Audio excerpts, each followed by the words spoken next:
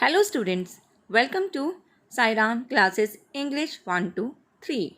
Today we are going to read poem Animals of class 10th written by Walt Whitman.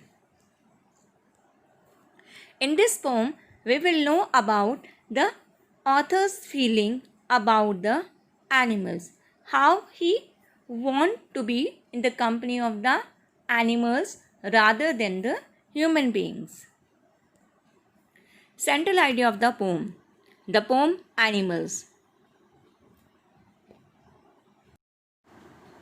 Now we will know the central idea of the poem.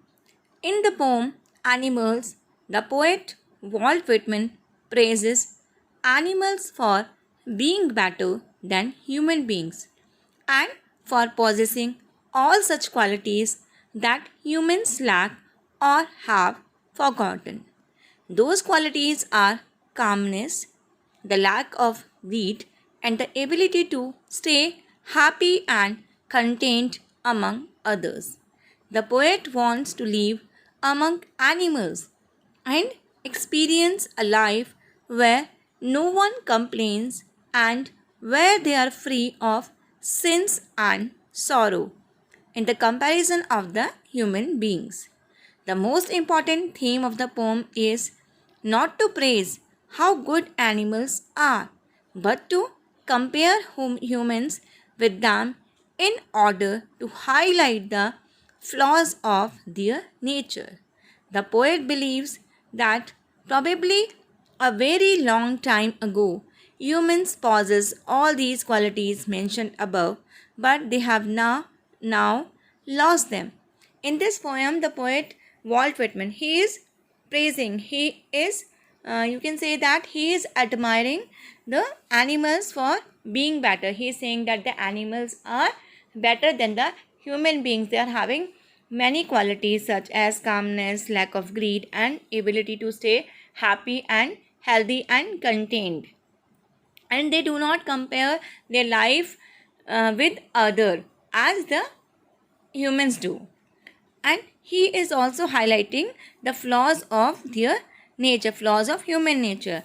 And he believes that probably it means a very long time ago, the poet has a belief that all these qualities which are possessed by animals, they were also possessed by human beings, but now maybe they have forgotten or have lost them. Now we will proceed to the explanation. Stanza wise we will do explanation. So first of all we'll start from the stanza 1. I think I could turn and live with animals. They are so placid and self-contained. I stand and look at them long and long. Placid. Placid means quiet or calm. Very peaceful. Self-contained, poised in the right mind, in full control of self. It means they are in full control of self, themselves. Explanation. The poet says that he wants to live in the world of animals. Here we can say that the poet finds the words of animals better than that of human beings. That's why he wants to live with animals. He further says that he finds animal more peaceful than humans. It means they never complained the other animals like human beings. He says so because animals are not running after worldly things, as the humans are running after the materialistic thing as the money and in the things which are full of luxury. The humans are always running or chasing all these things, but the animals are self-contained. They are calm and have no greed for worldly things or any kind of achievements. They do not want to fulfill any greed. They don't want to fulfill any kind of achievements. They are so calm and they are self contain मतलब बहुत संतुष्ट हैं. They are happy with life and never interfere in the lifes of others. In the comparison of animals, human beings are always complaining and always are having, they take more interest in the others issue rather than themselves. So poets thinks that animals are better than humans for being calm and not interfering in the matters of others. The poet further says that these are the reasons why he stands still and looks at the animal for a very, very long time. And he's saying that these are the reason why he want to be in the company of animals and why he want to watch them for a long time. Stanza 2. They do not sweat and whine about their condition. They do not lie awake in the dark and weep for their sins. They do not make me sick discussing their duty to God. Sweet and whine, it means they do not cry, they do not complain. Since misdeed or the things which they have any repent in the future. कोई ऐसा काम जो उन्हें लगा हो उन्हें गलत किया और पछताना पड़े. That is called sins or misdeeds. So now we will see the explanation of this stanza. The poet is quite happy with the fact that animals do not make complaints and cry about their conditions like humans. Humans are always complaining. Always they have a cry for whatever the things they are not having. They want to achieve those things, and always they complain to the God कि you have not given me to this, you have not given to me that, that person is more richer to me, so that person is more rich to me. So these are the things, these type of things which human beings always complains. They eat and sleep peacefully as they have nothing to worry about, while humans, because of their wrong actions, are unable to do so and thus cannot sleep without worrying about them. Here he is mentioning the things that they eat and sleep peacefully as they have nothing to worry because they have not done anything wrong. That's why they do not repent on anything in spite, in comparison to the human beings. First, human being do the misdeeds, do the wrong things, and after that he thinks about them, he makes repent on them. So that's why he cannot sleep without worrying. Humans, even after committing sins, talk about God in rightness, while animals are simple creatures and they do not need to worry about praying to God. And as we many times see that most of the people do many things wrong or committing sins, and when they go to the temple, go to the church, they talks about the godly things, they talk about the right things. Whilst animals are simple creature, they are not seeing, they are not showing anything of dual character कि एक तरफ वो कुछ है और एक तरफ वो कुछ है. कहीं तो वो गलत काम कर रहे हैं और after that when they are going to temple, they are going to church और किसी के सामने जाते हैं तो they behave like a good persons.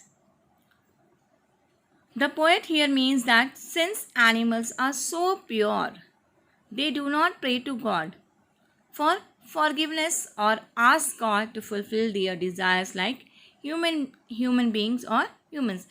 So here again the poet is very happy with this nature that animals are so pure that they don't have any need to pray for God to give them anything or give them forgiveness, because they are not doing anything and they do not ask anything to the God.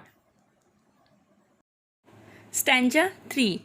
Not one is dissatisfied, not one is demented with the mania of owing things. Not one needs to another, nor to his kind that lived thousands of years ago. Not one is respectable or unhappy over the whole earth. Demented means affected with madness. Mania, madness. Owning, possessing. It means that this thing is mine, that is yours. This is called possession.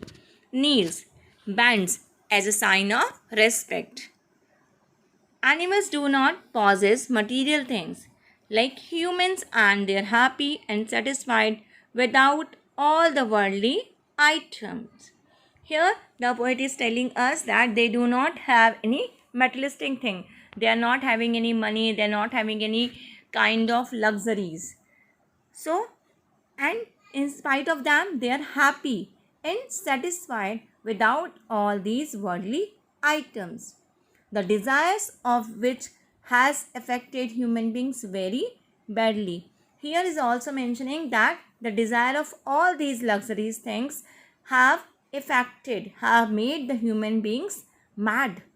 This desire to own things has been called madness by poet, and he is mentioning that the desire of these things has been mentioned as a madness by the poet. He is saying that कि इन सब चीज़ों के पीछे ही जो human है वो पागल हो रखा है. He wants to achieve more and more things in his life, more and more luxuries. Animals are free from the habit of praying to their ancestors.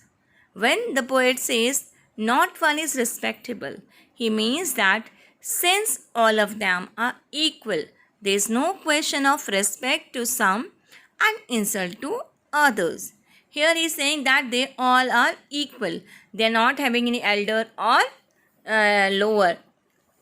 So there is no question to respect to some and insult to others. All these features of animals make them happy and uncomplaining, and these are the things which makes the animals happy and uncomplaining. And now we'll proceed to the last stanza of the poem. Stanza 4. So they show their relations to me, and I accept them. They bring me tokens of myself, they evince them plainly in their possession. I wonder where they get those tokens. Did I pass that way huge time ago and negligently drop them? Tokens means symbols of love. Symbols of anything, token of respect, tokens of love. Evince, to show. Possession matlab ownership. And negligently means in a careless manner or carelessly. The poet feels that animals represent human beings in some way. This means that animals seems to have what humans once had. कि जो चीज़ें हैं ये कैसे present करते हैं कि these shows that that animal seems to have what humans once had. Once upon a time, humans have all these qualities. That is virtues, kindness, self-containment and innocence. But now the human beings have lost all these qualities. They symbolize the lost values of human race. They symbolize, वो दिखाते हैं, क्या दिखाते हैं? Lost values of human race. Because somewhere we have lost our values in this in the race of getting things, in the race of achievements, or in the race of luxuries. He believed that civilization has corrupted human beings, and instead of teaching values to them, it has taught them greed. और जो civilization है, it has corrupted human beings, and civilization का काम क्या होता है? They teach us values, but they have taught, but the civilization is teaching us greed. He believes in this poem that humans dropped these virtues a long time ago and have forgotten them. कि before a long time, all the virtues which are having by humans, they were possessed by the humans. And now they were possessed by the humans, but now they have lost them. Now they have dropped these virtues, and now they have forgotten them also. Now we will talk about the literary devices used in the poem. Stanza 1. In stanza 1, repetition is there. Stand and look at them long and long. Here long and long word is repeated again and again. Stanza 2. Repetition. Repetition means the repetition means that any word is repeated again and again. They do not sweat. Here, if you will see the next lines of the poem, do not is repeated again and again, and not one is dissatisfied. And in this stanza 3, not one is repeated again. Alliteration. They do not make me sick. Alliteration means the repetition of any letter. And here in this line, am is repeated. Make me. Stanza 3. Again alliteration is there in stanza 3. I wonder where they get those tokens. In starting, wonder where. W is repeated in wonder and where. And after that, T is repeated again like they, those, tokens. So we can say that alliteration is there in these lines. Rhyme scheme. If we will talk about the rhyme scheme of the poem, as we discussed in the earlier video of this poem, so we were talking about that before Walt Whitman, the writers used to write in rhyming. But Walt Whitman has started writing poem without any rhyme scheme, and this poem is written in free verse. I hope you have understood the poem very well, and if you have any problem in any stanza or anywhere, you can write in the comment section. And if you like the video, then please like and subscribe the channel for more updates. In next video, we will follow the question and answer of this poem. So till then, stay home, stay safe.